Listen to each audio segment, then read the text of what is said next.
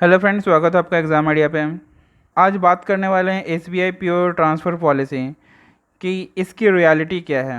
Transfer अगर मिलता है तो किस बेसिस पे मिलता है, किन लोगों को मिलता है, क्या कुछ करना पड़ता है ट्रांसफ़र के लिए, तो सब कुछ जानेंगे। अगर चैनल पे नए हैं तो चैनल को सब्सक्राइब कर दें, बेल आइकन प्रेस कर दें ताकि नोटिफिकेशन सबसे पहले आपको मिले। वीडियो को ज़्यादा से ज़्यादा शेयर करें, लाइक करें। चलिए फ्रेंड, तो वीडियो शुरू करते हैं। एसबीआई पीओ की ट्रांसफ़र पॉलिसी में एक क्लाउज है, जिस क्लाउज को मैं रीड आउट करता हूँ। The department of financial service under the ministry of finance, government of India has kept in mind the security and family issues and asked the public sector bank to adopt a preferential transfer policy for female employees. तो female employees के लिए एक clause रखा गया है, preferential transfer policy. तो इसके बारे में जानेंगे कि आखिर ये फ़ीमेल को कहाँ तक हेल्प करता है प्रेफरेंशियल ट्रांसफ़र पॉलिसी। अभी मैं फ़ीमेल की बात कर रहा हूँ, मैं मेल पे भी आऊँगा, उनके बारे में भी बताऊँगा कि उनको क्या क्या कुछ करना पड़ेगा ट्रांसफ़र के लिए। तो प्रेफरेंशियल ट्रांसफ़र पॉलिसी जो है ये क्या होता है, तो इसमें this is nothing but it would be given them an opportunity for female employees to stay with their family. The new transfer policy would facilitate easy transfer of females employees. तो कुछ नहीं, वो फीमेल्स लोग को एक safety provide करता है। Female के लिए प्रेफरेंशियल ट्रांसफ़र पॉलिसी एक अपॉर्चुनिटी है जो उन्हें प्रोवाइड करता है इजी वे में ट्रांसफ़र लेने के लिए। मतलब मेल से ज़्यादा आसान काम है फीमेल्स का ट्रांसफ़र लेना। कैसे? अगर आप मैरिड हैं तब वो कंडीशन बताएंगे कि मैं अपने फैमिली से दूर हूँ तो मुझे फैमिली के पास ट्रांसफ़र कर दिया जाए, उस बेसिस पे उन्हें ग्रांट मिल जाएगा।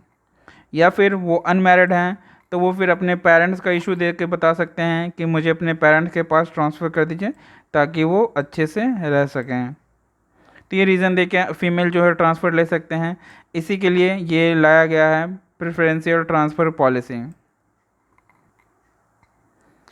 तो S B I P O transfer policy during and after provision. तो जब आप प्रोविज़न पीरियड में हैं या फिर प्रोविज़न पीरियड आपका ख़त्म हो चुका है तब आप कैसा ट्रांसफ़र लिया जा सकता है।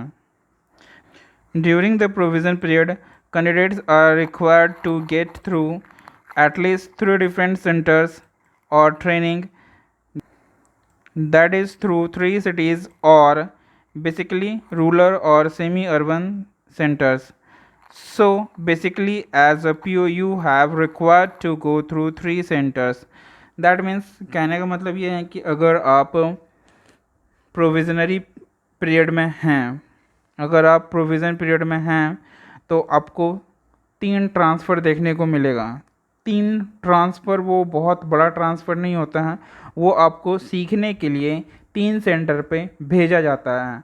तो तीनों सेंटर पे आपको जाके सीखना है। तो अब बोलिएगा कि 3 सेंटर पे जाके भेज के सिखा रहे तो क्या सिखा रहे हैं, वो भी मैं बता दे रहा हूँ कि आपका ये जो प्रोविज़न पीरियड होगा 2 ईयर का होगा। 2 ईयर का प्रोविज़न पीरियड होता है जिसको 3 स्लॉट्स में डिवाइड किया गया है। 6 मंथ का, फिर 6 मंथ का, फिर 1 ईयर का।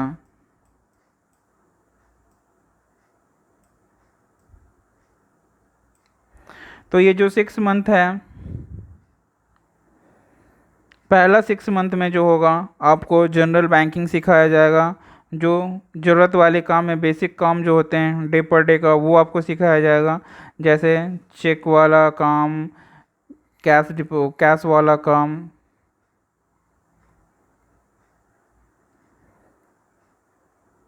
मतलब जिसके बगैर जो आपको डे टू डे का जो वर्क होता है वो आपका जनरल बैंकिंग में आता है, तो वो आपको सिखाया जाएगा फर्स्ट 6 मंथ में। जब ये आप कंप्लीट कर लेते हैं तो फिर आपसे SME, small medium enterprises, industry work, corporate work, तो ये सारा कुछ आपको सिखाया जाएगा सेकेंड 6 मंथ में। मतलब अगर आप बेसिक बैंकिंग सीख लिए हैं, मतलब आप पब्लिक को हैंडल करना सीख लिए हैं, तो फिर आप आइए बड़ी बड़ी कंपनियों को हैंडल कीजिए। कहने का मतलब ये है बैंक का कि अगर आप छोटे कॉमन पीपल का अगर आप डील कर लिए हैं तो आप आइए हायर सोसाइटी को डील करने के लिए, बड़े बड़े कॉर्पोरेट सेक्टर को, बड़े बड़े कंपनी को आपको अब डील करना होगा। इसके बाद लास्ट का 1 ईयर जो होगा वो आपके कोई और सेंटर पे होगा, ये कोई और सेंटर पे होगा, ये फर्स्ट 6 मंथ कोई और सेंटर पे है, सेकेंड 6 मंथ कोई और सेंटर पे है, लास्ट का 1 ईयर किसी और सेंटर पे है। तो इस तरह से आपका 3 सेंटर चेंज होगा ड्यूरिंग 2 ईयर में। तो जब लास्ट का 1 ईयर होगा उसमें आपको एज अ पासिंग ऑफिसर काम करना है, जनरल लोन जो है उसको आपको हैंडल करना है, और आप यहाँ पे इंडिपेंडेंट हैं, आप अपना डिसीज़न खुद ले सकते हैं। आपको क्लर्कियल को सुपरवाइज भी करना है, और कहते हैं ना मोर पावर मोर रिस्पॉन्सिबिलिटी। तो बस पावर आपको मिल रहा तो रिस्पॉन्सिबिलिटी भी बढ़ेगा। कोई भी कंप्लेन वगैरह आता है तो वो भी आपको इसी ड्यूरेशन में आपको हैंडल करना है। तो ये तो बात होगी फर्स्ट 2 ईयर का, जब आप ज्वाइन करते हैं बैंक उसके उसके जस्ट बाद का 2 ईयर तक आपको ये सब करना होगा। अब क्या अगर आपका प्रोविज़न पीरियड ख़त्म हो गया है तो आपके साथ क्या होगा? तो कुछ नहीं, बैंक फॉलो 2 और 3 ट्रांसफ़र पॉलिसी। जो बैंक होता है वो 2 से 3 ईयर का ट्रांसफ़र पॉलिसी फॉलो करता है। कहने का मतलब ये है कि अगर आप किसी भी सेंटर पे आप हैं तो आपको 2 से 3 साल वो वहाँ पे रखेगा, उसके बाद फिर आपका सेंटर चेंज होगा ही होगा।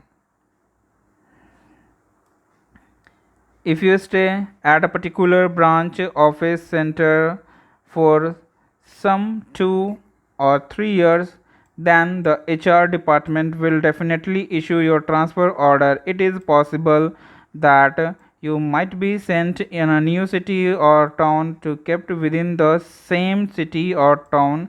It is up to a consciousness of HR. तो ये सब कुछ HR पे डिपेंड करता है कि आपका ट्रांसफ़र कहाँ होगा, किस सिटी में होगा। सबसे पहला बात ही ये है कि फ्रेंड इसमें 17 सर्कल हैं, SBI में 17 सर्कल हैं जहाँ पे आप चूज़ कर सकते हैं। इन्हीं सर्कल्स में से आपको चूज़ करना है, और ये जब सर्कल आप चूज़ कर लेंगे तो इसमें एक डोमिसाइल पॉलिसी है। डोमिसाइल पॉलिसी कहने का मतलब है कि आप कहाँ से बिलोंग कर रहे हैं, आपका जो परमानेंट एड्रेस है उसे चेक किया जाएगा। उससे नज़दीक वाला सबसे पहले तो आपका सर्कल देखा जाएगा कि आप कौन सा सर्कल चूज़ किए हैं। उन 17 सर्कल्स में से उस 17 सर्कल्स में से जो आप सर्कल चूज़ किए हैं वहाँ से आपका होम डिस्टेंस जो है सबसे सामने कौन सा पड़ेगा, या फिर वो आपके होम डिस्टेंस को चेक करते हुए आपकी पोस्टिंग करेंगे। अब क्या है कि initially the circle is given to you as your choice. तो जैसे कि आप चॉइस करें, जो जैसे हम बताए हैं कि आप जो सर्कल चूज़ किए उसी के अकॉर्डिंग आपको ये पोस्टिंग मिलेगा। As a scale 1 officer in SBI you are not transfer out of the circle unless you request the same. तो आपको जिस सर्कल में आप जो सर्कल आप चुने हैं उससे बाहर आपको नहीं भेजा जाएगा। कब तक? जब तक कि आप खुद रिक्वेस्ट नहीं करें कि मुझे यहाँ से बाहर कर दीजिए, इस सर्कल से निकाल दीजिए, किसी दूसरे सर्कल में डाल दीजिए। जब तक आप ये खुद रिक्वेस्ट नहीं करेंगे तब तक आपको SBI खुद से वो नहीं करेगा। You can remain in the same circle up to scale 5। कब तक आप रह सकते हैं? जब तक कि आप स्केल 5 ऑफिसर ना बन जाएं। स्केल 5 ऑफिसर तक आप सेम सर्कल में रह सकते हैं। तो सोच लीजिए 1 से लेके 5 तक बहुत लंबा डिस्टेंस ट्रैवल करना है, तो तब तक आप सेम सर्कल में केवल जो आपका होगा सेंटर मूव होगा, लेकिन सर्कल मूव नहीं होगा, सर्कल आपका सेम रहेगा। आशा करता हूँ कि कुछ क्लैरिटी, कुछ डाउट्स मैं क्लियर कर पाया हूँ इस वीडियो के माध्यम से। ट्रांसफ़र से जुड़ी हुई जो समस्या थी, जो आपको परेशान कर रहा होगा बातें, उसे मैं क्लियर कर पाया हूँ इस वीडियो से। वीडियो अगर इन्फॉर्मेटिव लगी हो तो इसे अपने दोस्तों के साथ शेयर करें, लाइक करें। चैनल पर नए हैं तो चैनल को सब्सक्राइब कर दें, बेल आइकन प्रेस कर दें ताकि नोटिफिकेशन सबसे पहले आपको मिले। Thank you for watching this video friend.